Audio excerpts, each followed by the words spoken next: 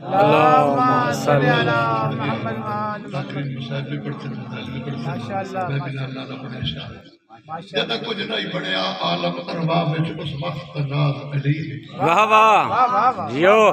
جادو سے ماشاءاللہ ناگردی نہیں کرنی لفظ سمجھنا میں آکھیا کیا ہے جدا کچھ نہیں بڑھیا عالم ارواح وچ اس وقت ناز علی ہے وچ پردے آپ کلام کی تی لہجہ انداز علی ہے سروردہ درجہ سب تو اعلیٰ وچ مکفی راز علی ہے کعبہ ہے زینت کل سجد علی در اصل نماز علی ہے نعرہ حیدری یا علی سامنے دا کرے علی محمد جناب عقاب حیدر وہ خطاب کرے سن بابا دے بلندر سلوات اللہم صل اللہم صل علی محمد سادہ مزاج کے بلند کوشش کرو اتنی بلند صلوات پڑھو کہ جتنا ذہنہ دے وچ آل محمد دا مقام بلند ہے اللہم صل علی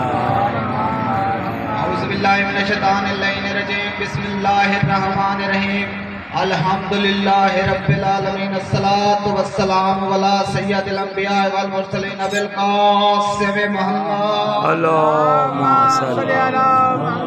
اہل بیتہ الطیبین الطاہرین المعصومین المنتجبین المظلومین الذین عذب اللہ عنہم رجس و طاہرہم تطہیرا ولعنت اللہ علی اعدائہم وغاصبہم وحقوقہم ومنکر فضائلہم ومصائبہم وولایتہم وعظمتہم وحرمتہم اجمعین اما بعد قال اللہ سبحانہ وتعالی فی کتاب المبین بسم اللہ الرحمن الرحیم فاسألوا اعلی ذکر ان کنتم لا تعلمون صلوات پڑھ لیں محمد علیہ اللہم صل علی محمد ساتری لائن میں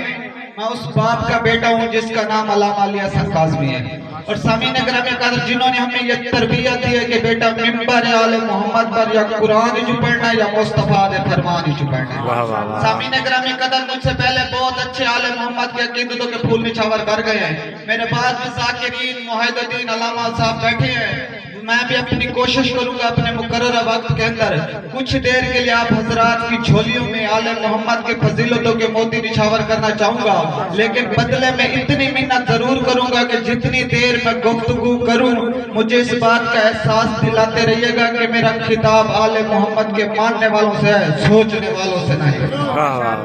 سامعین گرامی قدر موتی ہوتا ہی کوئی ہے جو آل محمد کی فضیلت کا ہو اور مجلس حسین دنیا میں ایسا کوئی عمل نہیں ہے جو آل محمد کو اپنے گھر میں بلانے کا سبب بن سکے یعنی نماز ایک عظیم عبادت ہے لیکن نمازی سے آل محمد کا وعدہ نہیں کہ تم نماز پڑھو ہم تمہارے گھر آئیں گے روزہ ایک عظیم عبادت ہے لیکن روزہ دار سے آل محمد کا وعدہ نہیں کہ تم روزہ رکھو جب تم افطار کرو گے تو ہم تمہارے گھر آئیں گے یعنی کہ نہ حاجی سے وعدہ ہے نہ نمازی سے وعدہ ہے نہ روزہ دار سے وعدہ ہے نہ زکوٰۃ ہندہ سے وعدہ ہے اکلوتی عبادت ہے مجلس حسین جہاں آل محمد کا وعدہ ہے جہاں مجلس ہوگی وہاں ہم تشریف لائیں گے نعرہ حیدری سامعین گرامی قدر اب میں جہاں دعا کروں مالک بانیان کے مرومین کی مغفرت فرما تو آپ کو پتہ ہے یہاں کس کس نے آمین کہنا ہے جو یہاں موجود ہو اس نے آمین کہنا ہے آپ ذرا تصور عالم میں سوچو جس دعا کو بی بی فاطمہ تو زہرا آمین کہہ دے کیونکہ ان کی دعا نہیں ہوتی مالک کی تقدیر ہے جیسے امیر المومنین سے کسی بندے نے آکے کوئی گزارش کی تو مولا نے دعا مانگی خدایا اس کا یہ مسئلہ حل فرما یہ وہ واقعہ جس پر خود حضرت جبریل علیہ السلام حیران ہو گئے فرمایا یا علی میں نے آپ کو فرش پر دیکھا تو آپ دعا مانگ رہے تھے اور میں نے آپ عرش پر دیکھا تو آپ اسی معاملے کے اندر حکم دے رہے تھے مولا نے فرمایا اے جبریل یاد رکھ میں دعا مانگ کے نظام بچا رہا ہوتا ہوں اور حکم دے کر نظام چلا رہا ہوں واہ واہ واہ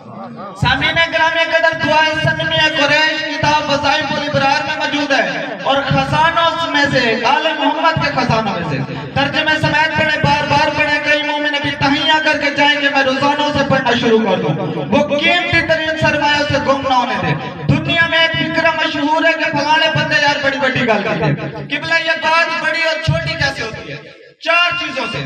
پہلی چیز کہنے والا بڑا کہنے والے کا سٹیٹس بدلتا جائے گا، بات کا وزن بدلتا جائے گا۔ حکیم بولے تو نسخہ ہے، شاعر بولے تو شعر ہے، خطیب بولے تو خطبہ ہے، مفتی بولے تو فتویٰ ہے، محمد بولے تو فرمان ہے، اللہ بولے تو قرآن ہے۔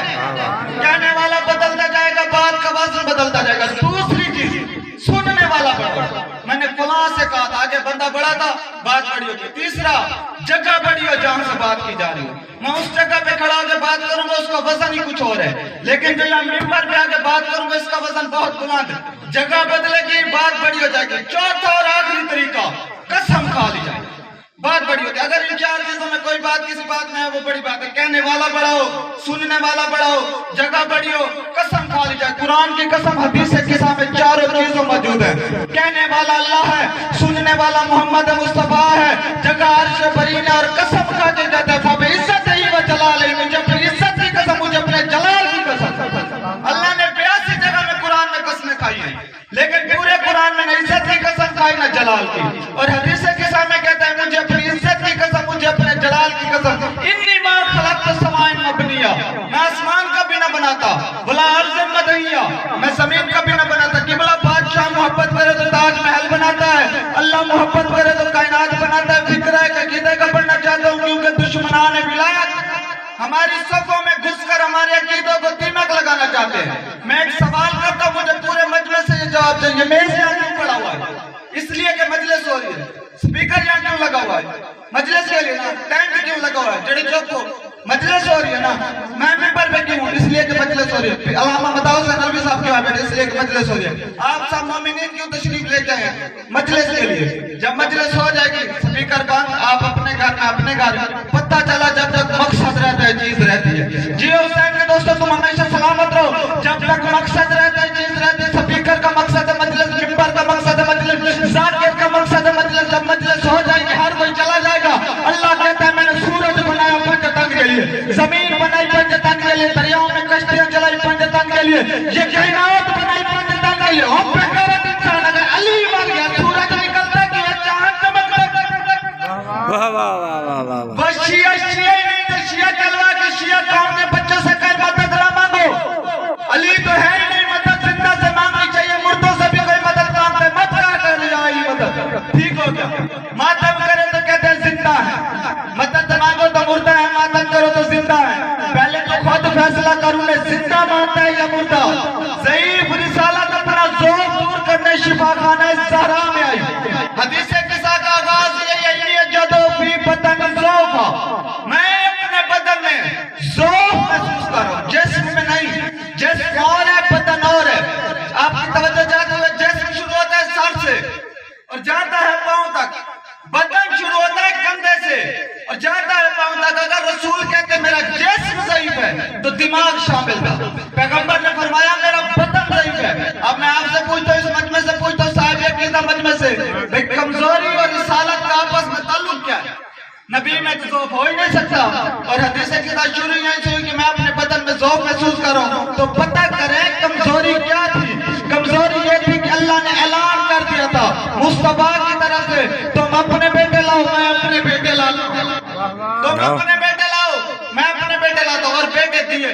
پیغمبر نے آئے تو پڑھ دی، کہا معمول تو نے فرما دیا، میں نے کہہ دیا بیٹے، کہا چل حبیب امت کو وہ گھر دکھا جہاں سے بیٹے ملتے ہیں۔ پتہ چلا علی سے بیٹے مانگنا مصطفیٰ کی سنت ہے، اور اتنا سخی ہے علی، اتنے بڑے کریم نے سوال کیا، علی نے ایسے بیٹے تھا کہ ساری دنیا علی کے بیٹوں کو کہتے ہیں اپنا رسول اللہ، اے رسول کے بیٹوں تم پر ہمارا سلام۔ پیغمبر کو 3 چیزوں کی ضرورت تھی، ابنانا کی، نسانا کی،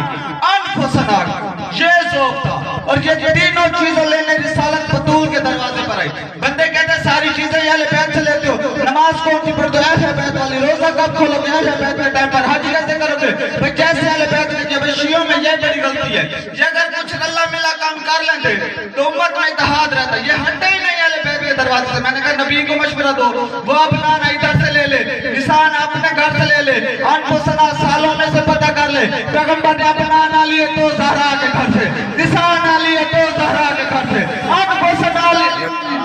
یا علی۔ ایسے نہیں بوزر مزاج بن کر کمبر طبیعت بن کر بالول شریعت بن کر ولایت کے منہ پر تماچا مارتے ہوئے کلیجے کی پوری طاقت سے بولو بولو سخی سردار کلندر میں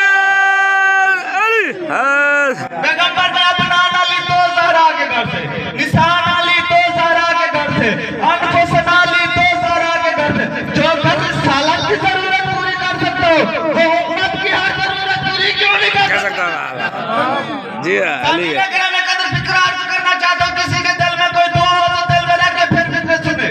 ضعیف رسالت شفاخانہ زہرا میں آئی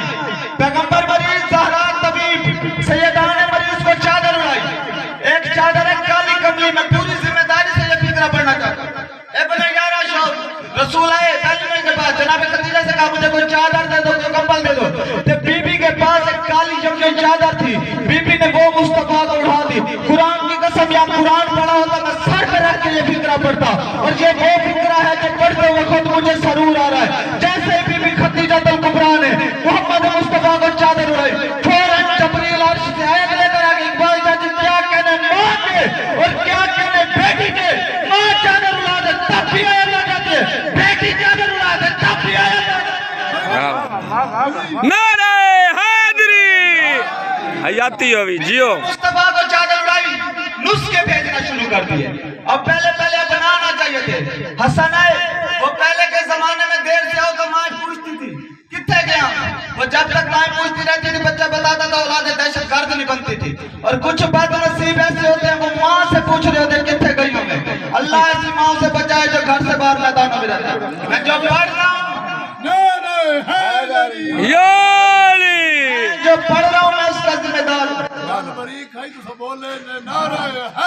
یا علی جیو جو پڑھ رہا ہوں قبلہ میں اس کا ذمہ دار ہوں اس کا نہیں جو آپ سمجھ رہے ہیں سامعین کرام قدر حسن آئے خوشبو محسوس کرنا وہ ایک ملعون ہے اس نے کہا حدیث سے کسا غلط ہے مت غلط میں نے کہا وہ کیسے کہتا ہے رسول کو گلاب کا پھول تھے جو ان کی خوشبو محسوس کرنا میں نے کہا کمینہ قرآن پڑھ اگر یعقوب کو یوسف کی خوشبو آ سکتی ہے اور جو خوشبوؤں کی اصل ہے وہ ہے ولایت علی ہمارے چھٹے امام کی حدیث ہے کہ اللہ نے ہوا کے سامنے علی کی ولایت کو رکھا ہوا کے جس حصے نے پہلے علی کی ولایت کو قبول کیا اللہ نے اسے خوشبو بنا دیا اس لیے تو مٹی سے خوشبو آتی ہے کیونکہ یہ تراب ہے علی ابو تراب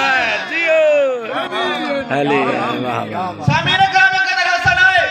پھر حسین مولا حسین نے آتے پوچھا نانا اجازت ہے میں اندر آ جاؤں میری قوم کے بچے کو یاد ہے کہ مولا حسین نے پوچھا نانا اجازت ہے میں اندر آ جاؤں میں کہتا ہوں کیا کہنا حسین تیرے خدا کی مسجد میں اللہ کی نماز میں بغیر پوچھے پوچھتے رسول پہ چڑھ جاتا کسی طریق میں سے یہ نکال دے کہ حسین نے جا کے پوچھا نانا خدا کی مسجد اللہ کی نماز ہے میں تیری پوسٹ پہ بیٹھ جاؤں اگر حسین نے پوچھا ہو تو میں ممبر پہ نہیں چھوڑ دوں گا مجھے حسین کی عزت کی قسم وہ حسین چادر کے باہر آ کے کھڑا تھا نانا اجازت ہے میں اندر آ جاؤں پتہ چلا نبی کی مسجد آ رہے بطول کی چادر نعرہ حیدری آخر میں علی پھر علی آئے بی بی نے کہا چادر میں آخر میں شہزادیت نے قبلہ امام ہوتا ہے راستہ دکھانے والا جو راستہ دکھائے وہ امام ہے اور تین اماموں نے بی بی زہرا سے پوچھا کہ خوشبو محسوس کرنا اور تینوں اماموں کو بی بی نے بتایا چادر میں پتہ چلا جو کائنات کا راستہ دکھائے امام ہوتے ہیں جو امامت کو رسالت کا پتہ بتائے زہرا ہوتی ہے جیو علی آخر میں شہزادے کنان نے قدم رکھا تھوڑی دیر پہلے ضعیف کا چہرہ 14ویں رات کے چاند کی طرح چمکنے لگا اتنی جلدی صحت دیتی ہے زہرا اتنی جلدی صحت دیتی ہے زہرا ضعیف کا مریض کا چہرہ 14ویں رات کے چاند کی طرح چمکنے لگا ادھر بی بی زہرا نے قدم رکھا نور کی لائٹ عرش سے ٹکرائی جبریل پوچھنے والوں میں سے کھڑا گیا شرف پہ ومن تاتل کسا مالک چادر کے نیچے کون ہے چکی چلانے والا پوچھ رہا ہے جھاڑو لگانے والا پوچھ رہا ہے چکی چلانے والا پوچھ رہا ہے برتن دھونے والا پوچھ رہا ہے جگیروں سے ہے وہ کمی پوچھ رہا ہے مالک چادر کے نیچے کون ہے 21 جواب ایسے ایک فکرے کا جو اس حقیر کو یاد ہے اور سارے بزرگ علماء کے سب سے پہلے علامہ ذرا سجادہ کا فکرہ پڑھتا ہوں وہ فرماتے تھے شدید اندھیرے میں اگر کسی بندے کے آنکھوں میں لائٹ پڑ جائے تو ہر بندہ یہ لازماً پوچھتا ہے کون ہے ادھر بی بی زہرا نے قدم رکھا نور کی لائٹ عرش سے ٹکرائی جبریل پر آنکھوں پہ ڈال کے کہتے ہیں چادر کے نیچے کون ہے ہمارے اہل بیت شہید محسن نقوی کا فکرہ کرتا ہوں وہ فرماتے تھے یہ پانچوں جب اکٹھے ہوئے ہیں فرشتوں کو کب پہچانے گے فرشتوں کو پتہ ہی نہیں چلتا تھا محمد کون علی کون خط کون